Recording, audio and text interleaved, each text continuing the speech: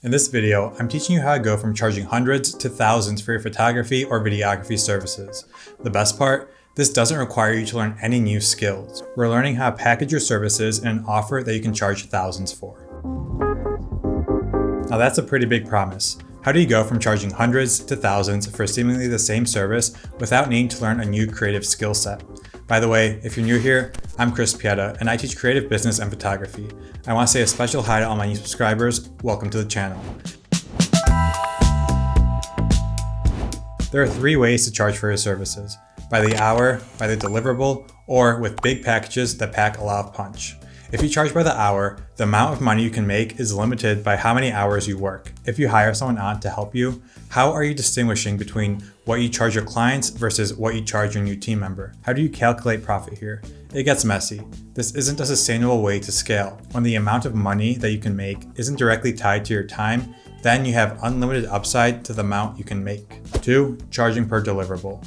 This is what I did for a very long time. I had a set price per photo, and the client would pick however many they wanted to buy. Oftentimes, this led to the client picking a really small amount of photos. Yes, I had a minimum, but I noticed that a lot of the time they would pick close to that minimum. The other trend I noticed is that when I pre-filled the amount of photos that they would get in the proposal, a lot of the time they didn't change that number. This led me to the third option: selling photography packages. These are high-ticket items that combine a lot of value for the client. We're not just talking photo and video assets. These packages list out all the bonuses they get when they work with me. These bonuses were lost on them in the deliverable pricing, but in the package pricing, I could list out all the sweet bonuses they get. A lot of the things I'll be talking about here are found in this book, $100 Million by Alex Hormozi. I'll be copying a lot of the general principles he teaches and applying them to the photography and videography space. How to create an incredible offer. We're going to take a step back and look at what your clients actually want. This is called the dream outcome. Are they coming to you because they just want photos, or do they want something more? There's thousands of photographers on Upwork working for dirt cheap. What makes you different? What's the client's dream outcome? We're going to be looking at this through the lens of a product photographer.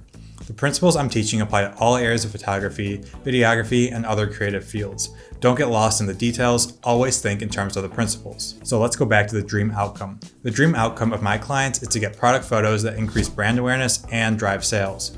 My offer should be presented in a way that makes them believe that by working with me, they will achieve that goal. Now, we're not trying to trick them into thinking that we can do this. As a product photographer, you need a deep belief that your photos will actually do this. That's the first step. If you don't believe in the dream outcome that you're presenting, click out of this video, go watch some tutorials on how to get better and improve your craft. For the rest of you that believe in your dream outcome, let's start building up value. The more value you can present, the more you can charge. In comes the value equation. This is what Alex Hormozi came up in his book, $100 Million Offers, and it's incredibly powerful. The value equation has 4 components: the dream outcome times the perceived likelihood of achievement divided by time delay times the effort and sacrifice required equals value. This is a secret sauce to your offer. Let me help break this down. So everything on the top of the equation, we want to increase. We want to increase the dream outcome. We want to increase the perceived likelihood of achievement. Now everything on the bottom, we want to decrease. We want to decrease the time delay. We want to decrease the effort and sacrifice. The more you can increase the top and decrease the bottom, the more value you have and the more you can charge. Let's look at Netflix as an example here. They're not in our photography space, but they make a great example of how the value equation works. You want to watch a movie. Back in the day, you had to go to Blockbuster to get that movie. On the top of the equation, your perceived likelihood of achievement wasn't always 100%. The movie could be out of stock in the store. On the bottom, your time delay was probably around an hour. You had to get in the car, drive to the store, browse in the store, wait in line, drive back. That's also a lot of effort. In came Netflix. The perceived value of finding a movie is close to 100%.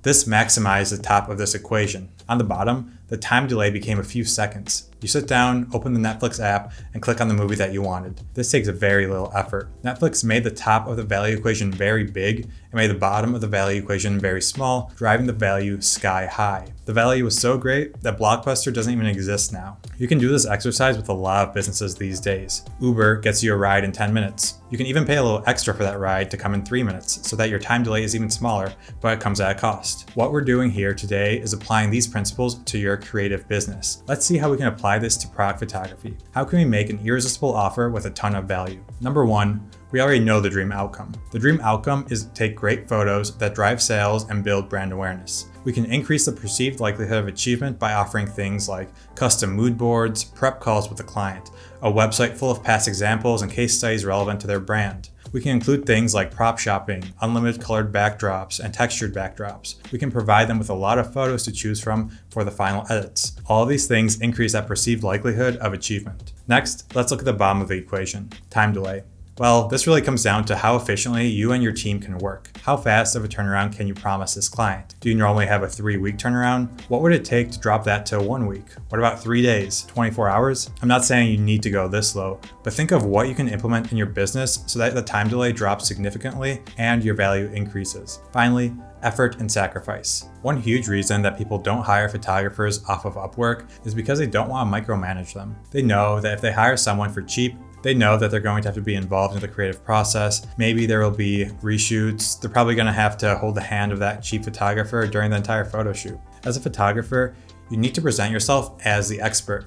You are the professional. You know what looks good, what types of photos and ads convert. You need to know the dimensions that Amazon requires, that Shopify requires, that Instagram requires, so that the client doesn't have to tell you what they need. You already know what they need, so you can just deliver the work without effort or sacrifice on the client's part. Another great way to reduce this is to offer mood boards to the client as soon as they start working with you. Once they sign that proposal, you can send them over your ideas and they'll approve them and you're ready to shoot. Now, this section of the video was dense. It's a lot of really important info, so I'd recommend going back and watching it again and taking some notes. We now know what a valuable offer should consist of. Let's build out an offer, price it, and learn how to negotiate it. We're going to have a core offer, which clients usually expect when working with a product photographer, and then we'll have a section of bonuses, which they don't expect from you. First off, when I was building my offer, I wrote down about 100 different things I could offer. That's a lot of different value propositions that I had that I thought would be a great fit for the client. I ask you to do the same. Once you've got that list of 100, trim it down to the things that you really think will add a lot of value to the client. Also, you want to be aware of how much work those things cost you. If it adds a lot of value to the client, but it takes you 10 extra hours, it might not be worth adding. If this thing has a lot of value, but only takes you 5 minutes, then you should definitely add that in. Make that list long, trim it down, and then build it into your offer. All right, so let's start building our offer. Back to that value equation. First, what's the dream outcome here? Product photos that build brand awareness and drive sales. Let's go with 20 product photos for this example. Next, we can add in things that will boost the perceived likelihood of achievement. We can do a custom mood board within 24 hours. This increases the perceived likelihood of achievement and lowers the time delay and effort and sacrifice required. I'm guessing you already add licenses to your photos, so list those out as part of your offer. Pitch these as a free commercial license. Product photography requires professional styling and professional retouching. Include those in your offer. You probably already have a lot of props, surfaces, and colored backdrops to shoot on, but you're also willing to buy more. As part of your offer, include unlimited backdrops and prop shopping.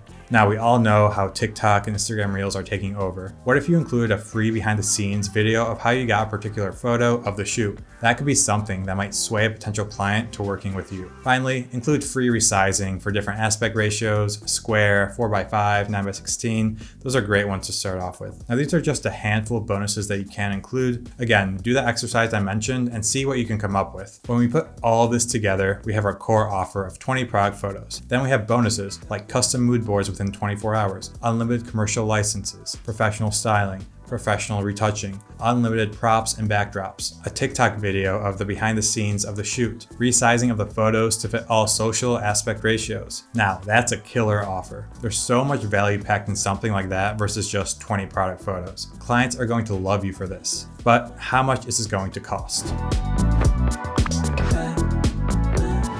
This is the trickiest part, and it's going to require you to do some trial and error. Once you have your offer, you're going to start pitching it to various companies in different niches and different size companies. They're all going to have different budgets. Something like we just outlined, you can sell for $2,000 to $10,000 or more, depending on how valuable the company thinks it will be to them. I can't tell you an exact number to charge, but I did give you that range.